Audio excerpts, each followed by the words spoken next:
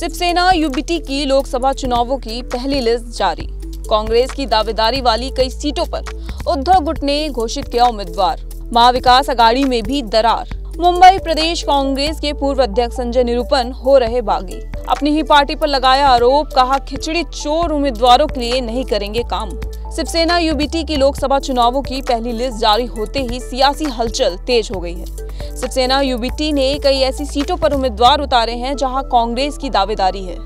वहीं अब लिस्ट के आने के बाद महाविकास अघाड़ी में भी दरार आ गई है। मुंबई प्रदेश कांग्रेस के पूर्व अध्यक्ष संजय निरूपम के तेवर बागियों वाले हो रहे हैं। दरअसल जहां शिवसेना यूबीटी ने अपने 17 उम्मीदवार घोषित कर दिए हैं, वहीं प्रकाश अंबेडकर की पार्टी ने 9 सीटों पर अपने कैंडिडेट तैयार कर दिए हैं। ऐसे में अब कांग्रेस के अंदर बगावत के सुर सुनाई दे रहे हैं। मुंबई प्रदेश कांग्रेस के पूर्व अध्यक्ष संजय निरूपम ने शिवसेना के टिकट बंटवारे को लेकर उस पर तीखा हमला किया है और अपनी ही पार्टी को भी निशाने पर लिया। संजय निरूपम का कहना है कि मैं इसका विरोध करता हूं। मैं शिवसेना और कांग्रेस की तरफ से जो बातचीत थी उसमें शामिल था। नॉर्थ वेस्ट का जो सेना का उम्मीदवार है उस पर भ्रष्टाचार का आरोप है। कोविड के समय खिचड़ी घोटाला किया, ऐसे खिचड़ी चोर को उद्धव ठाकरे ने उम्मीदवार बनाया है। मैं ऐलान करता हूं, ऐसे खिचड़ी चोर का मैं प्रचार नहीं करूंगा। यही नहीं, संजय ने अपनी पार्टी की भी क्लास लगाई है।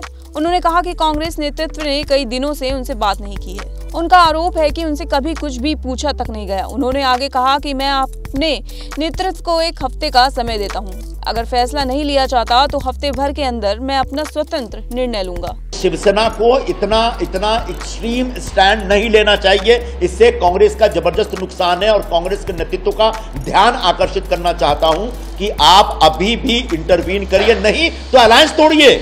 अगर पार्टी को बचाना है तो अलायंस तोड़िए और मैदान में उतरिए, लेकिन आप शिवसेना के साथ अलायंस करके अपने आप को हमेशा के लिए खत्म करने का जो फैसला कर रहे हैं वो बहुत ही आत्मघाती है पूरे कांग्रेस पार्टी के लिए और इसका असर पूरे महाराष्ट्र में पड़ेगा, महाराष्ट्र से बाहर भी पड़ेगा।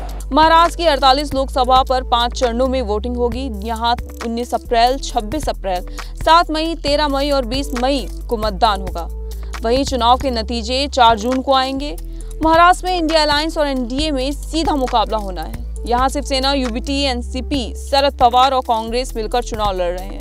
वहीं एनडीए में शामिल शिवसेना सिर्फ गुट, एनसीपी अजीत पवार और बीजेपी मिलकर चुनाव लड़ेंगे।